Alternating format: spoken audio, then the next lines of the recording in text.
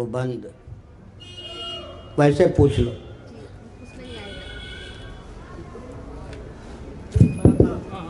गुरुदेव, मेरा प्रश्न है कि जो युवक इस संगोष्ठी में होने चाहिए थे आज, वो आज सड़क पे प्रोटेस्ट कर रहे हैं सिटीजनशिप अमेंडमेंट एक्ट के लिए।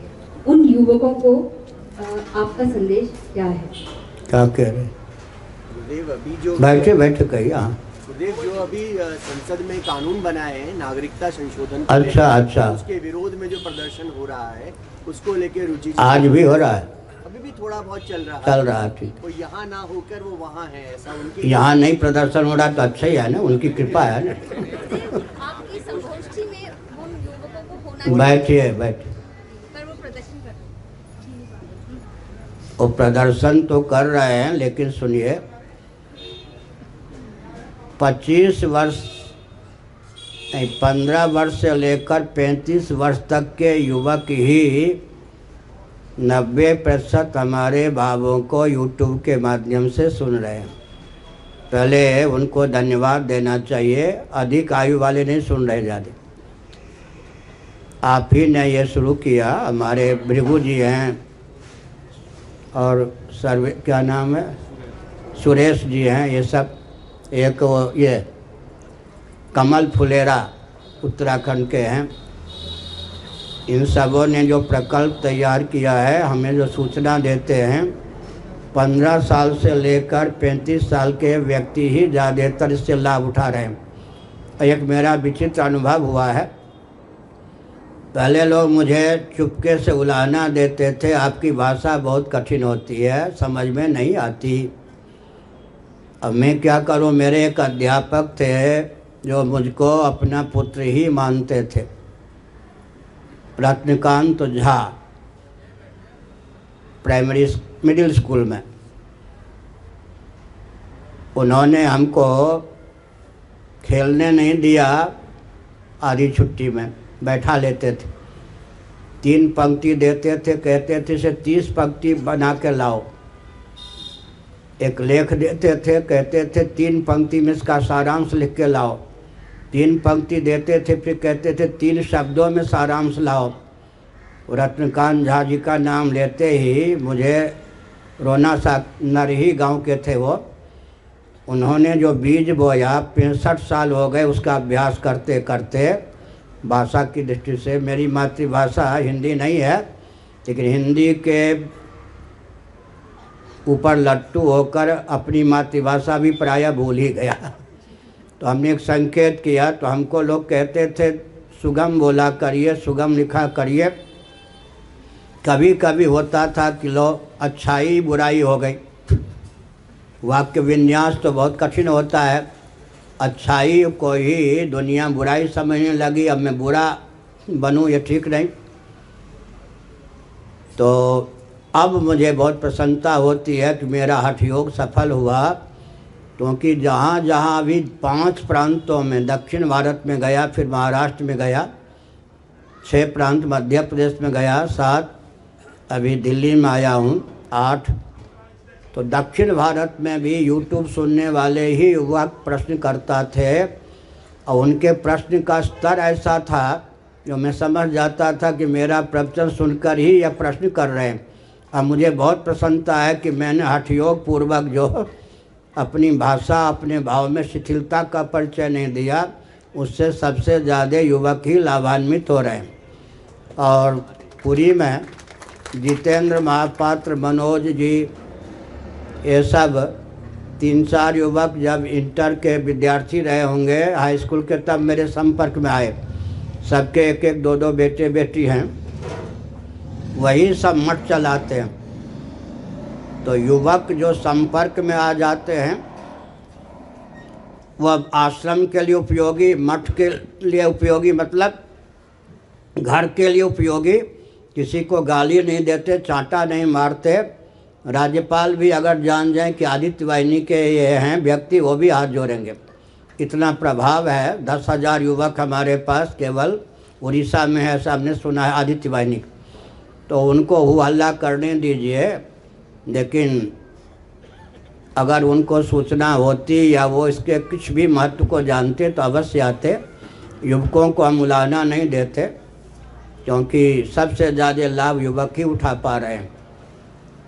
और आपने पूछ ही दिया तो हम भी सोचते थे कोई पूछे, हमने नहीं कहा आपको ये पूछने के लिए, हमारे यहाँ बेईमानी नहीं चलते, तो हम थोड़ा भाव भी व्यक्त कर दें। अभी जो क्या चल रहा है वो नागरिकता को लेकर,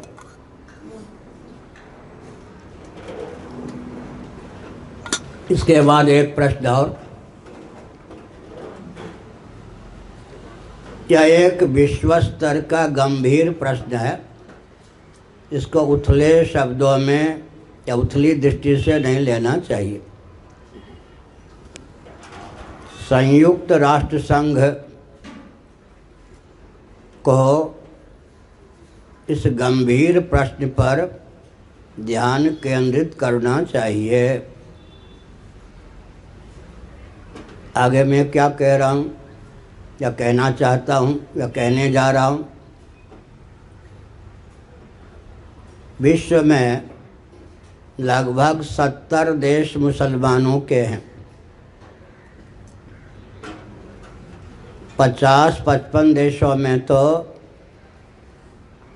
मुस्लिम विधा से ही शासन तंत्र क्रियान्वित है।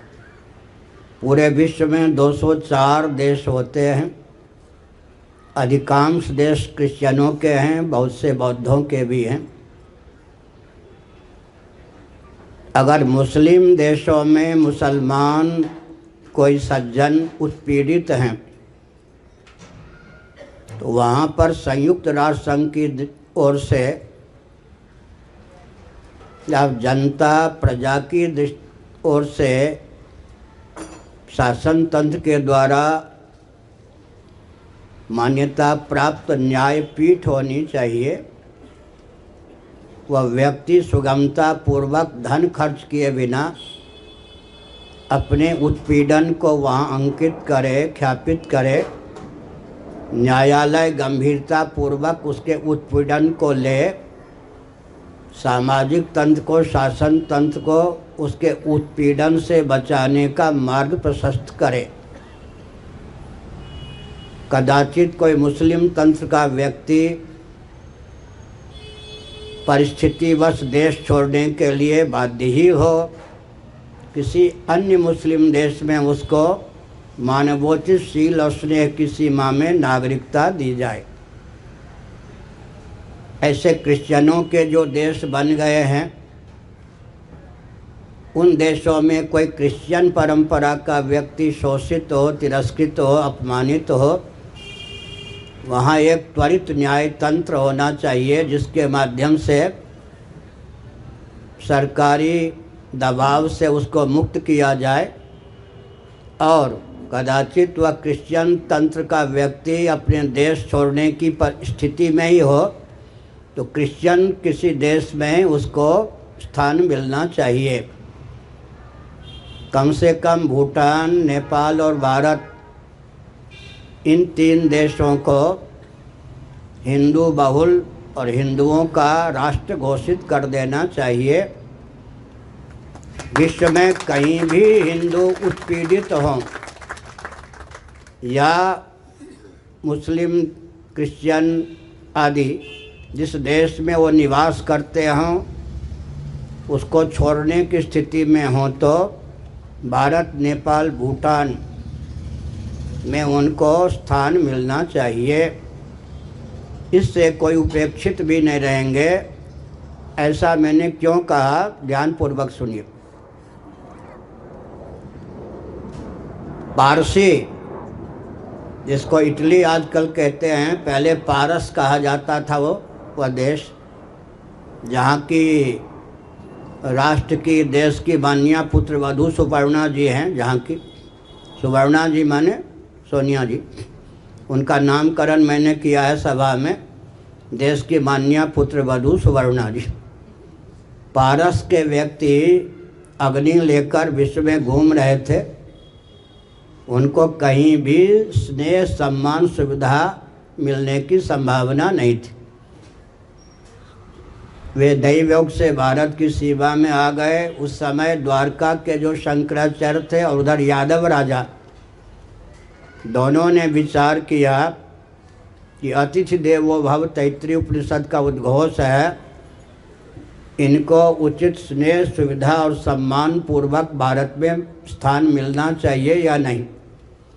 तब दोनों ने निश्चय किया कि ये भविष्य में भी, ये और इनके वंशधर भविष्य में भी सनातन वैदिक आर्य हिंदुओं के लिए घातक सिद्ध न हो, हिंदुओं के अस्तित्व और आदर्श पर आघात करने वाले सिद्ध न हो।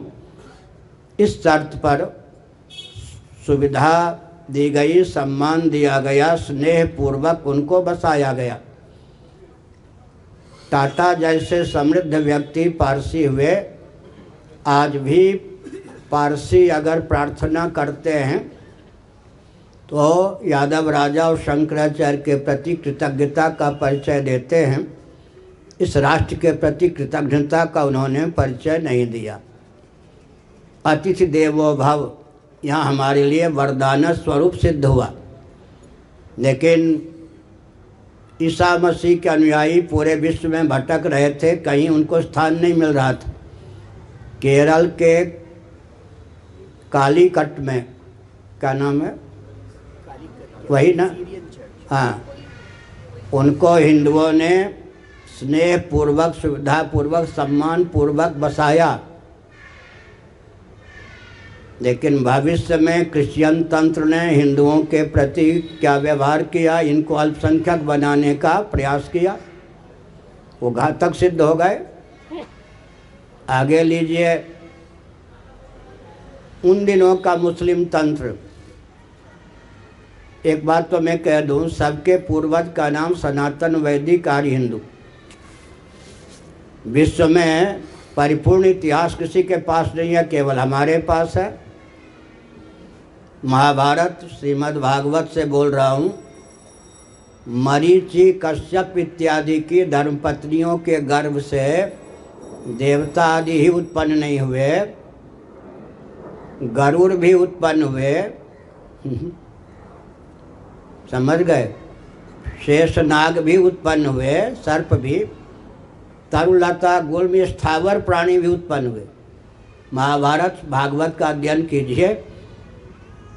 स्थावर जंगम जितने प्राणी हैं उनके पूर्वज सनातन वैदिक आर्य हिंदू, मरीचि, कश्यप इत्यादि महर्षियों की धर्मपत्नियों के गर्भ से ही सबका प्रादुर्भाव हुआ। लेकिन इस भारतवर्ष में आज भी जब माननीय उच्चतम न्यायालय के न्यायाधीश मुख्य ने पूछ दिया राम जी ऐतिहासिक हैं तो उनका वंश चला या नहीं, हजारों मुसलमान खड़े हो गए। मुगलों के शासनकाल में हमारे पूर्वजों को कुछ और बना दिया गया, हम तो लवकुश की परंपरा के हैं, भगवान राम भद्र के वंशधर हैं। तो हमने संकेत किया, मुगल तंत्र, मुस्लिम तंत्र जब आक्रामक बन के आए तो अपनी सीमा में छिटफुट उनसे संघर्ष किया गया, लोहा लिया गया। जब वो शरणागत आए तो इसी दिल्ली में उनको स्थान दिया गया, स्नेह सुविधा सम्मान पूर्वक बसाया गया। अब तक जो उनका व्यवहार है मानवोचित और स्नेह की सीमा में, कलाम जी जैसे महान भावों को छोड़कर वो व्यवहार नहीं प्रकट हो रहा है। इसलिए भविष्य में कोई घातक प्रभाव भारत पर न पड़े। अभी आपको सुनकर आश्चर्य होगा, आसाम में जो पहले तो कुछ छिटफुट बगावत, बाद में कीर्तन ढोलक के माध्यम से असहमति निर्णय के प्रति प्रकट की गई, उसमें मुख्य हेतु क्या था, इन सब को समेट लिया जाएगा, आसाम में बसाया जाएगा, हमारी भाषा और संस्कृति विकृत हो जाएगी इनके संग से। एक दार्शनिक तथ्य की ओर आपका ध्यान वैज्ञानिक तथ्य की ओर नहीं है, मैं बताता हूँ ध्यानपूर्वक से। ईस्ट इंडिया कंपनी का प्रभाव भारत में था और प्रसिद्धि यह है कि 200 वर्षों तक अंग्रेज़ों ने शासन किया, जबकि इतिहास यह नहीं मानता। 90 वर्षों तक लगभग आधे भारत पर इन लोगों ने शासन किया। ईस्ट इंडिया कंपनी की अवधि मिला लें थोड़ी देर के लिए, चलो 200 वर्षों तक। 200 वर्षों की अवधि में 200 से अधिक क्रिश्चियन नहीं बना पाए। कारण क्या था? भारत में पहली गोरी चमड़ी का व्यक्ति कौन आया? सिकंदर। भारत में पहली गोरी चमड़ी का व्यक्ति आया सिकंदर। ये पोप जी की गद्दी चल रही है, वो शंकराचार्य की गद्दी की अनुकृति है। एक दंडी स्वामी से मिले थे सिकंदर। और दलाई लामा जी की गद्दी जो 700 वर्षों से चल रही है, शंकराचार्य की गद्दी की अनुकृति है। वेटिकन सिटी जहाँ पोप महोदय रहते हैं उसे राजधानी की मान्यता प्राप्त है। पोप महोदय रिलीजन या पंथ के सबसे उच्च गुरु ही नहीं बल्कि राष्ट्राध्यक्ष, सेनाध्यक्ष भी हैं।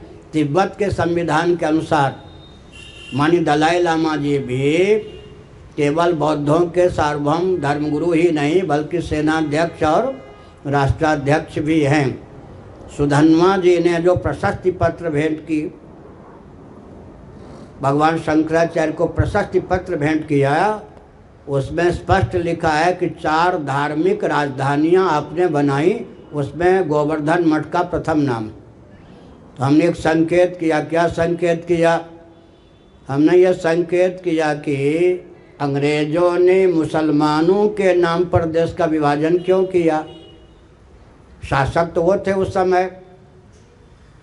शासक जब वे थे तो क्रिश्चियनों के नाम पर देश का विभाजन करते, पर 200 से अधिक तो क्रिश्चियन बना नहीं पाए थे।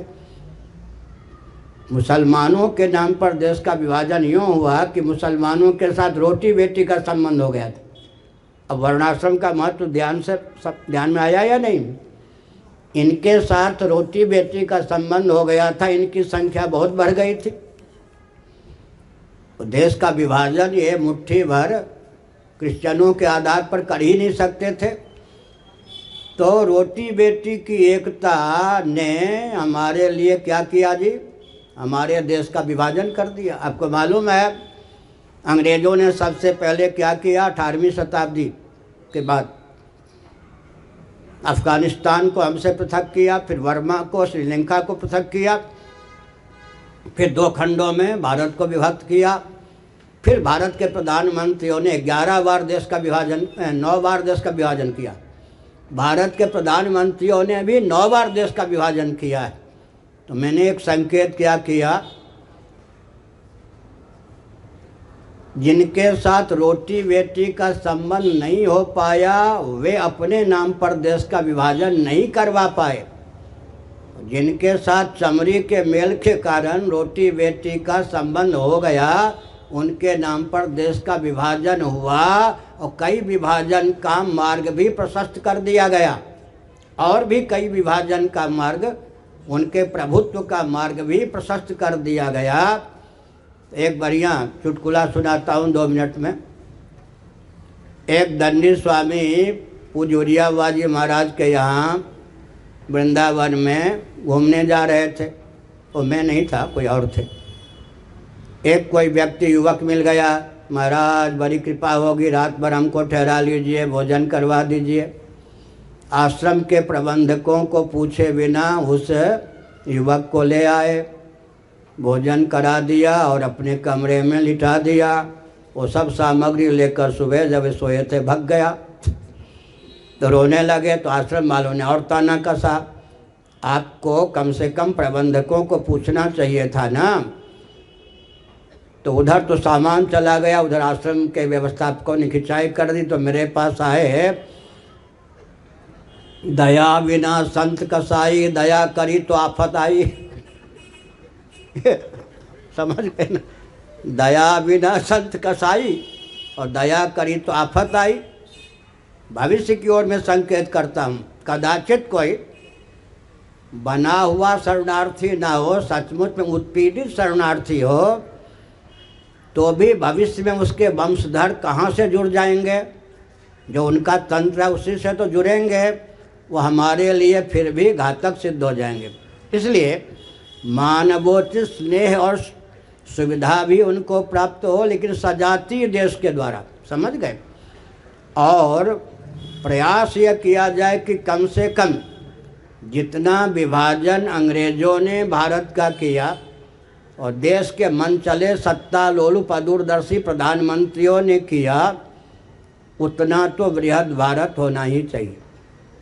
अफ़गानिस्तान भारत में मिलना ही चाहिए, बर्मा भी, श्रीलंका भी, बांग्लादेश भी, समझ गए, पाकिस्तान भी, और नेपाल भूटान हमारे मित्र राष्ट्र हों। बृहद भारत एक प्रकार से होगा। नहीं तो जब तक चीन के पास खिसकी धरती बने, 9 बार जो प्रधानमंत्रियों ने विभाजन किया है, 370 धारा को निरस्त करके एक अच्छा कदम उठाया गया था, परंतु अयोध्या का कदम उठा करके स्वयं अपनी कीर्ति पर पानी फेर दिया गया। तो हमने एक संकेत किया कि जब तक ये सब देश हमसे मिलने की स्थिति में नहीं हैं या अभी झटपट इनको हम मिलाने की स्थिति में नहीं हैं, तब तक विश्व स्तर पर यह आचार संहिता हो, मुस्लिम तंत्र किसी भी देश में उत्पीड़ित हो, न्याय तंत्र और सामाजिक तंत्र इतना प्रबल किया जाए, उसके उत्पीड़न को उसी देश में दूर कर दिया जाए। आखिर हिंदू भी तो भारत में उत्पीड़ित हैं, तो क्या भारत छोड़ देते हैं? कितने हिंदू हैं नेताओं के द्वारा, अराजक तत्वों के द्वारा उत्पीड़ित होते हैं। केवल मुस्लिम तंत्र ही थोड़े, विदेश की बात छोड़ दीजिए, वो तो देश नहीं छोड़ते। तो एक ऐसा प्रबल संयुक्त राष्ट्र तंत्र के संरक्षण में, मानवोचित शील और स्नेह की सीमा में हर देश में एक ऐसा न्याय तंत्र होना चाहिए जैसे त्वरित अभी कहा गया ना कि 30 दिन के अंदर, 27 दिन के अंदर वो जो पिशाच कांड 7-7 साल से वो लग रहा है केस, ये नहीं, ताकि उनको त्वरित न्याय मिल सके और जो शासन तंत्र हो या सामाजिक तंत्र उनको दबाने का प्रयास कर रहा है, वो दबाने का साहस न करे, अथवा उस देश को छोड़ने की परिस्थिति ही हो, सजाती देश में उनको बसाया जाए। और एक बात और कहता हूँ, प्रवचन को विराम देता हूँ। भारतीय संविधान की 25वीं धारा हमारे सामने देवेंद्र जी माननीय उच्चतम न्यायालय के वरिष्ठ अधिवक्ता हैं। 25वीं धारा का मौलिक स्वरूप क्या था? जैन, बौद्ध, सिख इत्यादि हिंदू परिभाषित किए गए थे, अल्पसंख्यक भी परिभाषित किए गए, इतर, बाकी जैन, बौद्ध, सिख ये सब हिंदू परिभाषित किए गए। लक्षण की दृष्टि से भी प्रणव माने ओंकार, वेदों का बीज, इनके यहाँ मूल मंत्र होता है। जैनों के यहाँ, बौद्धों के यहाँ, सिखों के यहाँ ये पूर्व जन्म मानते हैं, पुनर्जन्म मानते हैं, परलोक मानते हैं। इतने अंशों में जैन, बौद्ध, सिखों से साम्य है। और सिखों का क्या कहना? इनके गुरुओं ने तो यहाँ तक कह दिया, जगह धर्म हिंदू, खालसा पंथ है, हिंदू धर्म है, पगडंडी का नाम पंथ, पगडंडी का आलम्बन लेकर हम प्रशस्त राजमार्ग तक पहुँच सकते हैं, वो धर्म, प्रशस्त राजमार्ग का आलम्बन लेकर हम राजभवन तक पहुँच सकते हैं, राजभवन का आलम्बन लेकर हम राजा के कक्ष तक पहुंच सकते हैं, राजा के कक्ष तक पहुंचकर हम राजा से मिल सकते हैं। ऐसा पंथ जो धर्म तक पहुंचा दे, देश काल परिस्थिति के अनुसार ऐसा पंथ खालसा, तो गुरुओं की कुर्बानी तो हम स्पष्ट ही कहते हैं। और गुरु ग्रंथ साहब तो राम आदि के नाम से भरपूर हैं, इसलिए वो तो अपने आप को कुछ और कहें तो गुरुओं की दृष्टि में भी वो कोप के पात्र बनेंगे। हमने संकेत किया। तो जैन, बौद्ध, सिखों में, अच्छा एक बहुत ऊंची बात है, वट के बीज को कोई माने और वट को न माने तो उपहास का पात्र होगा या नहीं? कठोपनिषद के अनुसार सर्वे वेदा यत् पदमा मनन्ति, वेदों का बीज ओम या प्रणव है। प्रणव को जब आप मानते हैं तो वैदिक तो हो ही गए, एक देशी वैदिक सही, कौन? आप परलोक को मानते हैं, पूर्व जन्म को मानते हैं, पुनर्जन्म को मानते हैं, और वेदों का बीज ओंकार को मानते हैं, आप कैसे वेद के बाहर हो गए? वर्णाश्रम में भी, वर्णाश्रम को लेकर भी मैं 2 शब्द कह दूँ। एक बार मैं धर्मशाला चला गया। कहाँ धर्मशाला? हिमाचल। कोई कार्यक्रम नहीं था, और शंकराचार्य भी नया नया बना था, कोई यजमान की तो बात ही नहीं थी। मैं तो उस ढंग का व्यक्ति था, मनुष्य को यहाँ देखा तो वहाँ भगा। और वृंदावन में भी पढ़ने पढ़ाने लिखने लिखाने में था, कोई चेले चपाटी धनी आदि से मेरा कोई संपर्क ही नहीं था। बना दिया गया शंकराचार्य, समझ गए, एक हंस के ऊपर हिमालय का बोझ, और आतंकवादियों से गिरा हुआ मठ 1.5 एकड़ में मिला, आतंकवादी अराजक तत्वों से गिरा हुआ मठ मिला। खैर, मैंने स्वामी निर्विकल्पानंद जी, उन दिनों राजीव मिश्र नाम था, कहा कि मुझे दलाई लामा को कुछ कहना है, धर्मशाला कार्यक्रम बनाओ। कोई यजमान नहीं, कोई कुछ नहीं। अच्छा, धर्मशाला गया हिमाचल में, पत्रकारों को बुलाया गया, चैनल वालों को मैंने कह दिया कि माननीय श्री दलाई लामा जी, बम्बई में मैं था, उनको नहीं मालूम होगा, मेरा कोई प्रचार प्रसार नहीं होता था। तब वो बोले, जब मैं लखनऊ में था तब वो बोले कि हिंदुओं, आपके यहाँ भेदभाव है, बौद्ध बन जाइए। तो माननीय दलाई लामा जी माननीय अतिथि के रूप में सुविधा लें, सम्मान लें, स्नेह लें, घर में सेंध मत काटें। अगर घर में सेंध काटना है तो भारत छोड़ दें, मैंने कह दिया।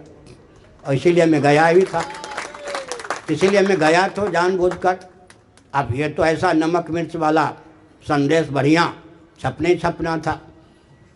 दलाई लामा जी ने क्या किया, उनके जो तिब्बत के संविधान के अनुसार पार्लियामेंट, उसमें एक व्यक्ति 2 बार ही सचिव रह सकते हैं, महासचिव, प्रधानमंत्री। प्रधानमंत्री वहाँ के मेरे पास आए लामा जी, वो बौद्धों के विश्वविद्यालय के वाइस चांसलर भी रह चुके थे। दंडवत किया, बहुत बढ़िया एक वस्त्र दिया, बहुत शिष्टाचार का प्रयोग करके क्या कहा मालूम है, माननीय श्री शंकराचार्य महाभाग, आप तो बिल्कुल ऐसा नहीं कहना चाहते होंगे, चैनल वालों ने, पत्रकारों ने आपके मुख से क्या कहलवा दिया, शिष्टाचार। मैंने कहा बिल्कुल उनका ध्यान भी इस प्रश्न की ओर नहीं था, मैंने अपनी ओर से ऐसा कहा। कांप गए। मैंने कहा बिल्कुल चैनल वाले निर्दोष, राम बरी सी भंजव चापा, आपने स्वयं कहा। हमने कहा बिल्कुल मैं नहीं कहा, वो तो पूछ भी नहीं सकते थे ये, ऐसा क्यों कहा। हमने कहा कि आपके जो दलाई लामा जी हैं, लखनऊ का प्रवचन, बम्बई का प्रवचन, हिंदुओं में भेदभाव है इसलिए बौद्ध बन जाइए, मान्य अतिथि, सुविधा लें, स्नेह लें, सम्मान लें, सेंध तो न काटें। मैंने कहा वाजपेयी जी प्रधानमंत्री थे, उनके चाहने पर भी मैं दलाई लामा जी को भारत में नहीं रहने दूंगा। दलाई लामा जी मुझको बहुत मानते।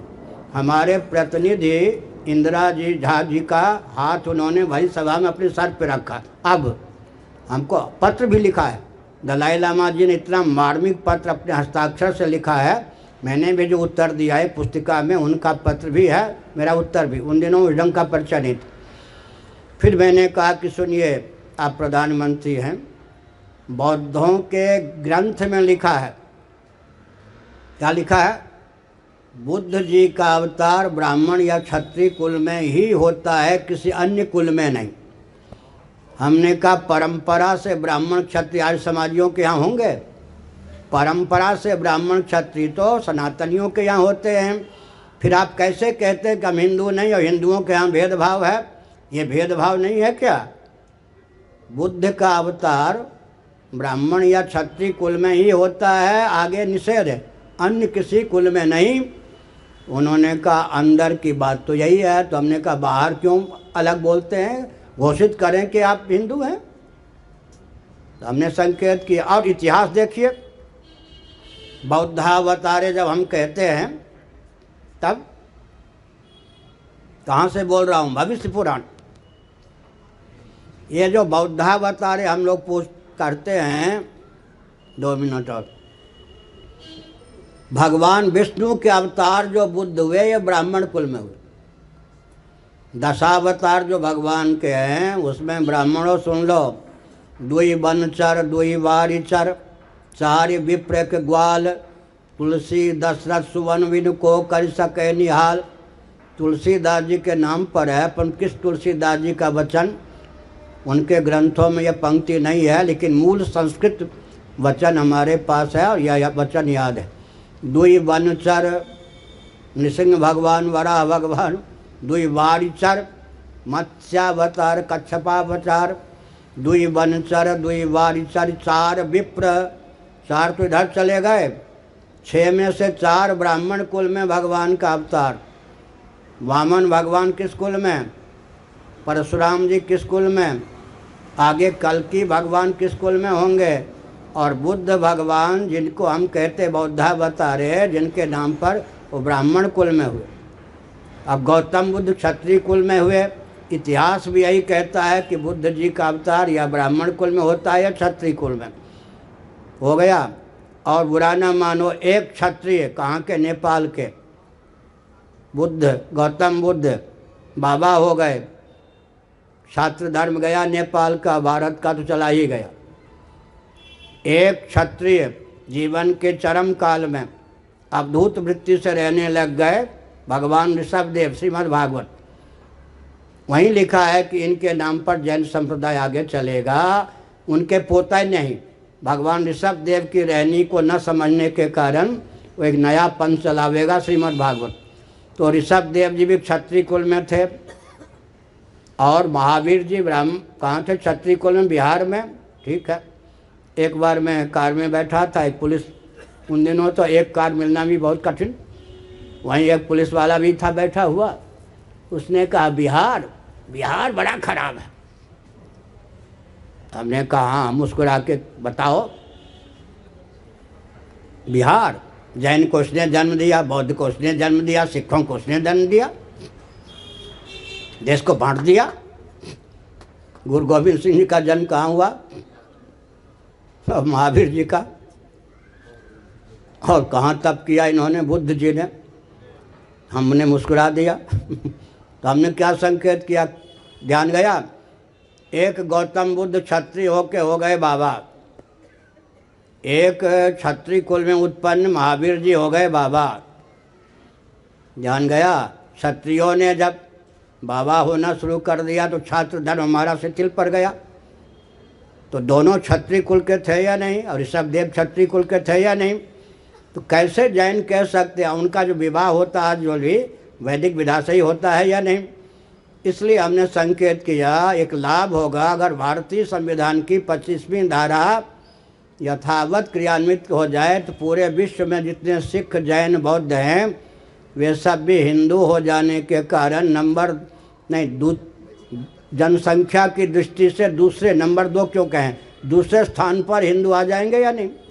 एक लाभ ये होगा, समझ गए ना। तो हमने संकेत किया कि जैन बौद्ध सिख। अब एक संकेत करूँगा, भले ही मुसलमान सज्जनों के नाम पर देश का विभाजन हुआ, विभाजन किया किसने, अंग्रेजों ने किया ना। मुसलमानों के नाम पर विभाजन करने वाले अंग्रेज। और अगर ये जो कानून वाली बात चल रही है,